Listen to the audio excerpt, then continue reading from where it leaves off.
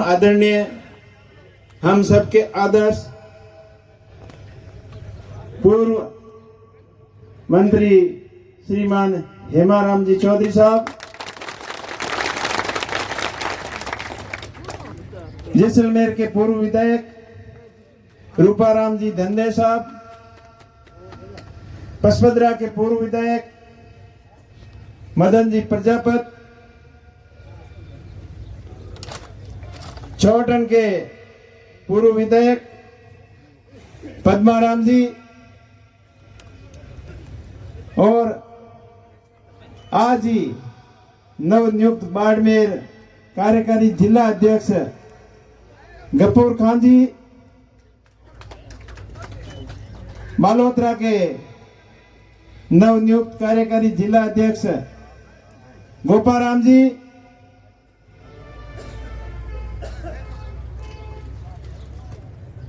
PCC member Azad Singh ji, यहाँ के प्रधान साहिबा, प्रधान पाइला चुनाराम जी, पूर्व प्रधान सोहन जी, ताजाराम जी और समस्त पूर्व प्रधानगण, समस्त जिला परिषद सदस्य, समस्त पंचायत समिति सदस्य, समस्त सरपंचगण, समस्त कांग्रेस पार्टी के पदाधिकारीगण, आरएलपी पार्टी के भाई ताजाराम जी, यहाँ के ब्लॉक अध्यक्ष हरिराम जी जाजड़ा साहब, जयराम जी कुलदीप साहब, दिनेश जी कुलदीप साहब और समस्त, मेरे कहने में कोई गलती हो गई है तो सुनाराम जी आप बता देना, बट कोई सम्मानित मंच और दिनेश जी चौधरी ब्लॉक अध्यक्ष, समस्त जनप्रतिनिधिगण, सरपंचगण और दूर दराज गांव ढाणी से आए हुए मेरे पिता तुल्य बुजुर्गों, युवा साथियों, आज आप बड़ी संख्या में यहाँ उपस्थिति दर्ज कराकर ये साबित कर दिया कि कांग्रेस पार्टी और राष्ट्रीय लोकतांत्रिक पार्टी का जो गठबंधन है वो राजस्थान को एक नई दिशा देगा और राजस्थान में बदलाव की शुरुआत यहाँ बाकासर बॉर्डर से शुरू होकर हरियाणा के हिसार बॉर्डर तक कंटिन्यू कांग्रेस की और आरएलपी के गठबंधन की लहर चलेगी और आंधी और तूफान की तरह चलेगी। भाइयों, पुरानी बातों को भूल जाओ और नई शुरुआत करो। अब अकेले लड़के देख लिया, अकेले लड़ने से पार नहीं पड़ती, इसलिए गठबंधन करना जरूरी था और गठबंधन का धर्म ईमानदारी से अपन सबको मिलकर निभाना है। मैं मेरी बात करूं तो मैंने पिछले 2 चुनाव बायतू से लड़े और बायतू की जनता ने मुझे खूब प्यार, प्रेम और आशीर्वाद दिया और दूसरी बार तो बिल्कुल ईवीएम के अंदर तो आपने जीता दिया था, लेकिन मेरा भाग्य नहीं था, या यूं कहो कि जयपुर वाला रास्ता मेरे लिए ठीक नहीं था, इसलिए चुनाव शायद मेरे पक्ष में नहीं रहा, क्योंकि मेरा लगाव शुरू से दिल्ली से रहा है। जब 1995 में मैंने 12वीं की परीक्षा या बालोतरा से पास की और बालोतरा 12वीं पास करते ही रोजगार की तलाश में आर्मी की भर्ती हो चाहे पुलिस की भर्ती हो, इसकी भागदौड़ में लगा हुआ था और आर्मी की भर्ती होने के लिए मैं जैसलमेर जा रहा था तो शिव पहुंचा, तब पता चला कि वो तो भर्ती कल हो गई। तो किसी सज्जन ने मुझे बताया कि वापिस आप जाओ और बाड़मेर के अंदर एक दिल्ली पुलिस की भर्ती आई हुई है। हमारे लिए नाम भी नया था। उस समय माननीय राम निवासी मिर्जा साहब अपने यहाँ के सांसद हुआ करते थे और उनकी एक दूरगामी सोच थी कि दिल्ली को मजबूत करने के लिए दिल्ली के अंदर दिल्ली की पुलिस समस्त राज्यों से सिलेक्ट करके लाए ताकि दिल्ली का शासन सही हिसाब से चलता रहे। भाग्य की बात थी, वहां गए और वहां भर्ती हो गए। उसके बाद में दिल्ली पुलिस की 10 साल तक नौकरी की, लेकिन नौकरी में भी मेरा ज्यादा वहां मन नहीं लगा। शुरू से ही कुछ नया करने की इच्छा रहती थी। मेरी इच्छा तो थी कि वहां से मैं पढ़कर अच्छा बड़ा अफसर बनूं और अफसरों की लाल बत्ती वाली गाड़ियां देखते थे तब अंदर से एक नई आवाज आ रही थी कि भाई तुझे ये कांस्टेबल की नौकरी नहीं करनी है, अफसर बनना है। प्रयास किया लेकिन उसके अंदर सफलता के इर्द गिर्द थे नहीं। तब नौकरी को छोड़कर अपना खुद का व्यवसाय वहीं दिल्ली से ही शुरू किया और वहां नौकरी करते करते 2006 के अंदर अपना खुद का काम शुरू किया और वो भी हैंडीक्राफ्ट का एक्सपोर्ट का काम बहुत बढ़िया चला। 2010 आते आते बढ़िया काम चल रहा था और मैं जर्मनी के अंदर बैठा था। तब गांव वालों ने एक नई पुकार लगाई कि उमेश जी आपको गांव का सरपंच बनाएंगे। कुछ दिल मान नहीं रहा था लेकिन मनवार का कच्चा था। लोगों ने मुझे कई बार बोला तो हाँ भर्ती आ गया। गांव वालों ने सरपंच बना दिया। सरपंच में भी जमा नहीं मामला। तो ऐसे कुछ प्रोग्रेस करने के लिए कुछ करना पड़ेगा। तो काम थोड़ा डिस्टर्ब हुआ तो काम की नई लाइन पकड़ी, कंस्ट्रक्शन का काम शुरू किया और 2018 आते आते जब जयपुर के अंदर बहुत बड़ा एक रेला हुआ था, हनुमान जी ने किया था और उसमें सबसे ज्यादा भीड़ अपने बाड़मेर जिले से गई थी। तो वहां भी संभावनाएं देखकर कुछ अच्छा करने का था, लेकिन वक्त ऐसे आया कि जो उसके अंदर होना था वो हो नहीं पाया। तो ये तो थी कुछ बातें जो आपको मैंने मेरी निजी राय बताई। अब मैं आदरणीय हेमाराम जी का बहुत बहुत धन्यवाद देना चाहता हूं कि इन्होंने पूरे बाड़मेर जिले की अपनी कांग्रेस के नेताओं से, चाहे रूपाराम जी हो, चाहे अमीन खान जी हो, चाहे गफूर खान जी हो, चाहे पद्माराम जी हो, चाहे साले मोहम्मद जी हो, चाहे मानवेंद्र जी हो, कर्नल साहब हो, सबसे विस्तृत विचार विमर्श करके मदन जी वगैरह सबसे पूरे ब्लॉक अध्यक्ष सबसे विचार विमर्श करके ये निर्णय लिया। और मैंने भी जब 23 वाला रिजल्ट आया तो उसके बाद में पूरे जिले की ऐसी भावना थी कि उमेश जी अब इस पार्टी से अकेले से आप आगे नहीं बढ़ सकते, आपको कुछ निर्णय लेना पड़ेगा। तब आम लोगों की, आम जन की ये भावना थी कि आप कोई बड़ी पार्टी पकड़ो। तो मैं तो शुरू से ही कांग्रेस पार्टी से अपने ज्यादा परिवार, समाज, छत्तीस कौम के लोग शुरुआत में कांग्रेस से जुड़े हुए थे तो और अपनों के साथ में रहना ज्यादा पसंद किया और ये फैसला पूरे जिले ने सहर्ष स्वीकार किया। मैं धन्यवाद देना चाहता हूँ हेमाराम जी को, पूरी टीम को, पूरी बाड़मेर जैसलमेर बालोतरा की जनता को और अपने प्रदेश कांग्रेस कमेटी टीम और all India Congress committee team को कि मेरे जैसे साधारण परिवार से जन्मे एक मामूली व्यक्ति के ऊपर आपने इतना बड़ा भरोसा किया।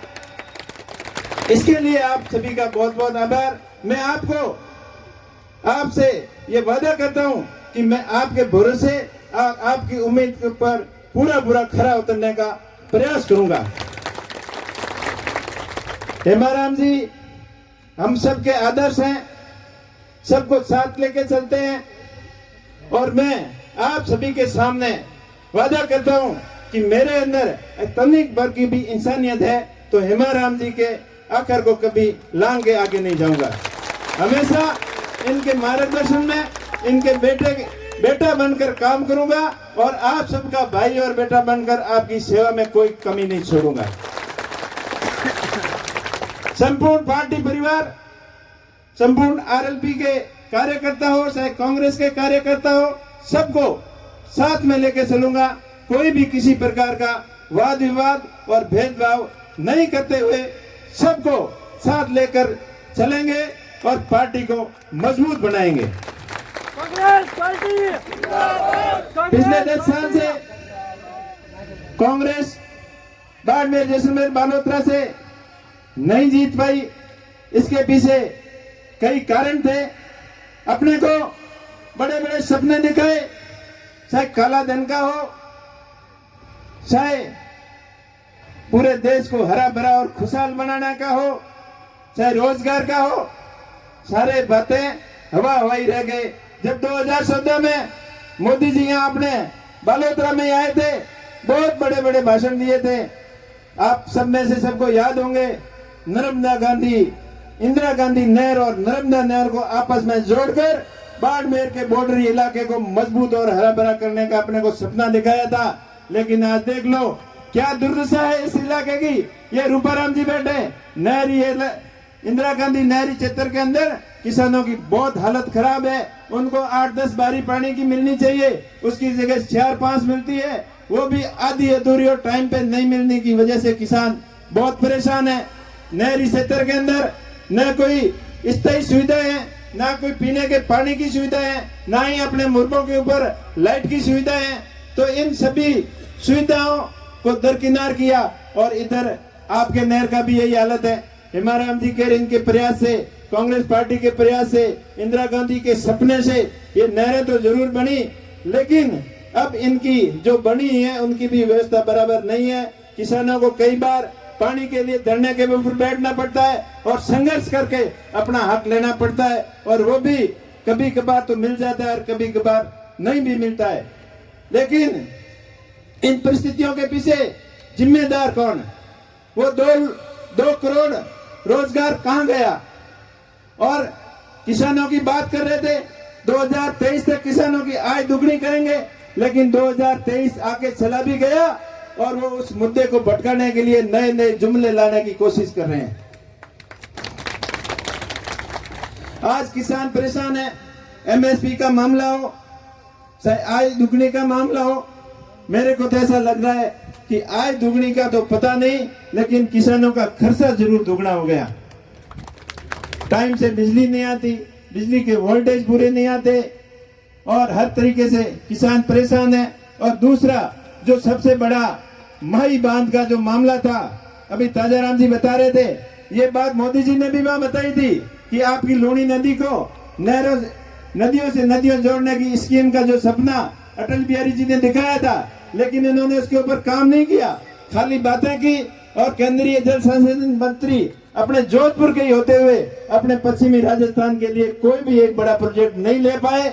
और अपने को ये लूणी नदी वाली जो माई बांध परियोजना थी उसके लिए अपना अभी तक इंतजार कर रहे हैं। माननीय उच्चतम न्यायालय ने कई बार अपने पक्ष में निर्णय देने के बाद में भी उस समझौते का उल्लंघन किया जा रहा है। जब गुजरात सरकार और राजस्थान सरकार के साथ में समझौता हुआ था, उस समय राजस्थान सरकार ने कोई व्यवस्था बैठी नहीं थी, तो ये समझौता हुआ था कि 10 साल बाद में गुजरात सरकार अपने खर्चे से इस परियोजना से पानी की नहर लगा के उसकी व्यवस्था गुजरात सरकार कराएगी और अपने हिस्से का पानी देगी। लेकिन गुजरात सरकार ने राजस्थान सरकार के साथ, राजस्थान के किसानों के साथ गुजरात सरकार और केंद्र सरकार ने मिलकर कुठाराघात किया और अभी तक वो परियोजना अटकी पड़ी है। अब चुनाव नजदीक है, तब वो आपको कोई जुमला बता सकते हैं। अभी लेटर की राजनीति चल रही थी, वो अपने को अभी कोई लेटर दिखा के कर सकते हैं कि हमने ये कर दिया वो कर दिया, लेकिन उसके लिए भी मजबूती से आपका भाई वहां सबसे बड़ी पंचायत के अंदर आपकी मजबूती से पैरवी करेगा। आपने जिन उम्मीदों के साथ माननीय कैलाश जी को यहां से चुन के भेजा और वह मंत्री भी बन गए, लेकिन आप बताओ बाड़मेर, जैसलमेर, बालोतरा के लिए कोई एक बड़ा प्रोजेक्ट यहाँ लाके इन्होंने किया है तो आप बताओ। सपने जरूर दिखाए थे, जैसलमेर, बाड़मेर और गुजरात को सीधी रेल से जोड़ने का। 2014-15 के बजट में 5,000 करोड़ रुपए भी स्वीकृत हुए थे, लेकिन एक पैसा खर्च नहीं हुआ और वो योजना ऐसी कैसी धरी पड़ी है। बाड़मेर के अंदर एयरपोर्ट का सपना दिखाया, लेकिन वहां काम जीरो। और अपने गुड़ामालानी के अंदर जो बाजरा अनुसंधान केंद्र का, वो भी जाते जाते लास्ट में एक पत्थर लगा के गए, लेकिन उनकी काम करने की नीयत होती साफ तो वो काम करके दिखाते। इन सब बातों से आप भली भांति जानते हैं। मैं लंबी चौड़ी बातें नहीं करता, पूर्व वक्ताओं ने सारी आपको बातें बता दी। मैं आपसे इतना ही कहूंगा कि आप मेरे ऊपर आशीर्वाद देना। मैं आपकी आवाज को, आपकी मूलभूत आवश्यकताओं को अपने बाड़मेर, जैसलमेर, बालोतरा के विकास के लिए हमेशा मजबूती से वहां आपकी पैरवी करूंगा। इसके अंदर कोई कमी नहीं छोड़ूंगा।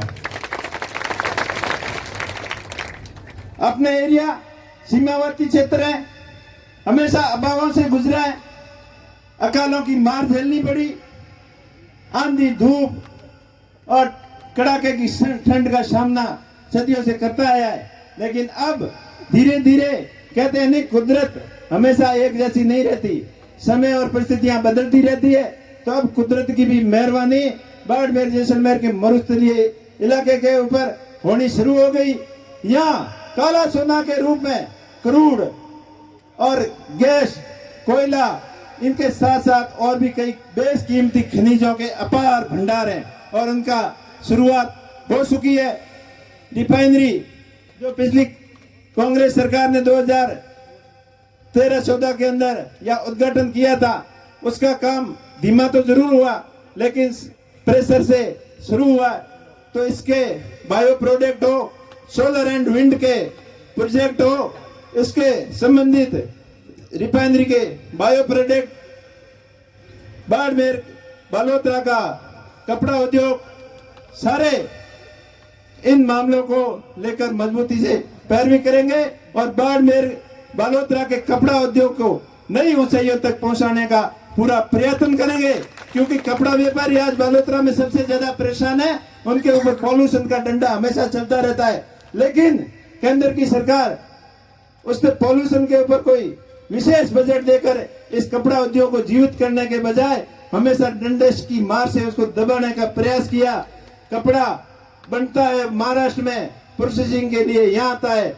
कपास गंगानगर में होती है, कपड़ा बनने के लिए वहां जाती है। इसके ऊपर अगर मास्टर प्लान बनाकर धागा इंडस्ट्रीज को बढ़ावा देकर पूरी processing unit A to Z यहाँ बलोतरा में हो तो रोजगार की यहाँ कोई कमी नहीं रहती। इस नौजवान युवाओं को रोजगार के लिए देश प्रदेश के अंदर भटकना नहीं पड़ता। इन सभी मुद्दों को लेकर मजबूती से आपकी पैरवी करेंगे। अपने राजस्थान की, बाड़मेर, जैसलमेर की एजुकेशन सबसे अच्छी हो, आने वाले समय के अनुसार एजुकेशन हो, टेक्निकल एजुकेशन। अब कह दिए कि 10वीं 12वीं पढ़ लिया, पढ़ाई तो घने की भी, पर पढ़ाई की उड़ियों का मतलब क्या हो? जब आप रिफाइनरी के अंदर जाते हो तो डिग्री पूछते हो, जब विंड और सोलर की कंपनियों में जाते हो तो आपको एक्सपीरियंस और डिग्री के बारे में पूछते हैं। लेकिन वो अपना अभी तक जीरो है। अपने को टेक्निकल एजुकेशन और स्किल डेवलपमेंट के ऊपर पूरा फोकस करना पड़ेगा। उस दिशा के अंदर मजबूती से नए सिरे से डिजिटल एजुकेशन हो, सब तरीके से सकारात्मक प्रयास में कोई कमी नहीं आने दूंगा। और आपको ये कभी महसूस नहीं होने दूंगा कि हेमाराम जी के नेतृत्व में जो निर्णय लिया था वो हमारा गलत था, ऐसा आपको कभी महसूस नहीं होने दूंगा। हेमाराम जी का और बाड़मेर, जैसलमेर की जनता का हमेशा मान सम्मान में कोई कमी नहीं आने दूंगा। इतना आपका भाई आपको भरोसा दिला रहा है।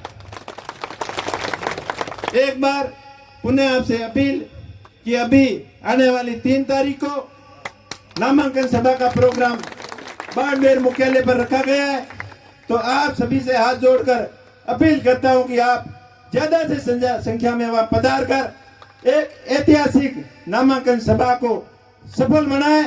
पूरे पश्चिमी राजस्थान ही नहीं पूरे राजस्थान और उत्तर भारत का मीडिया की नजर बाड़मेर के अंदर होनी चाहिए कि बाड़मेर के अंदर ऐसा क्या भूचाल आ गया ताकि बाड़मेर के लोग सभी कांग्रेस पार्टी के उम्मीदवार के समर्थन में भारी संख्या में उमड़े हैं, ऐसा संदेश वहां जाना चाहिए।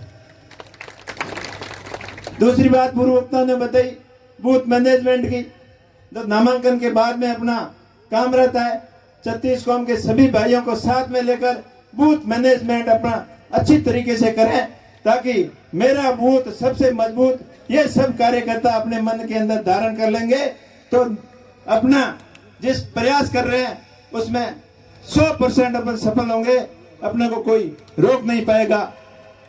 दूसरी बात, अभी और भी कुछ सुनने में आया है कि मुकाबला त्रिकोणीय हो जाएगा। शायद मुकाबला त्रिकोणीय हो, चाहे चतुर्कोणीय हो, कुछ भी हो जाए, लेकिन इस बार बाड़मेर जैसलमेर की जनता ने मन बना लिया है कि कांग्रेस पार्टी के उम्मीदवार को और आरएलपी और कांग्रेस के गठबंधन को मजबूती प्रदान करने का जो पूरा मन बना लिया है वो जनता करके दिखाएगी। आखिर मैं आपसे अपील करता हूं, आप सबकी भावना के अनुसार आप लोगों को मन देकर मैं मारो निर्णय लिया है। 2 बार मैंने बहुत मार पड़ूड़ी है, वो कहन पशियों साइयों काल लगता ही पड़े जना लोगों में के हालत हुई, बेड़ी हालत मारी उड़ी है। तो आप हंगो अपील करूं कि आप मारी हर तरीके में मदद कर और इस बार हगड़ो हते जमानो केड़ा आयो केड़ो जमानो लिया आयो। आप सबने हमारा प्रणाम, राम राम, जय हिंद, जय भारत।